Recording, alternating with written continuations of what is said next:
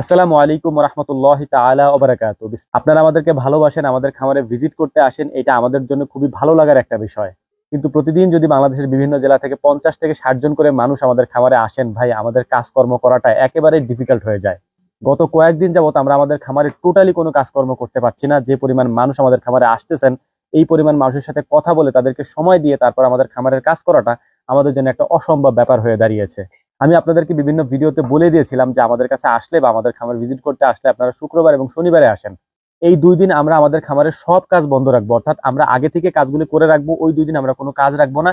ওই ২ দিন শুধুমাত্র আমরা আপনাদেরকে সময় দিব, আপনাদের সাথে কথা বলবো এবং আপনারা আমাদের খামারে ভিজিট করবেন। আমাদের কোনো সমস্যা নাই তাতে। তো আপনাদের কাছে অনুরোধ থাকবে, করজোড়ে অনুরোধ থাকবে ছোট ভাই হিসেবে, সেটা হচ্ছে যে আপনারা সপ্তাহে ২ দিন আসেন। হ্যাঁ? আমি আদর আপ্যায়ন যতটুকু ছোট মানুষ হিসেবে করা দরকার আমি আপনাদেরকে করবো ইনশাআল্লাহ। কোনো কমতি রাখবো না। আমার আল্লাহ তাআলা আমাকে যতটুকু সামর্থ্য দিয়েছেন। এই ভিডিওটা শুধু আবদার হিসেবে আপনাদের কাছে প্রেজেন্ট করার উদ্দেশ্য আমার একটাই, সেটা হচ্ছে আপনারা একটু আমার দিকটা একটু বোঝার চেষ্টা করেন। আসলে আমি যদি কাজ না করতে পারি ভাই, আমার তো একটা জীবিকা এটা। হ্যাঁ?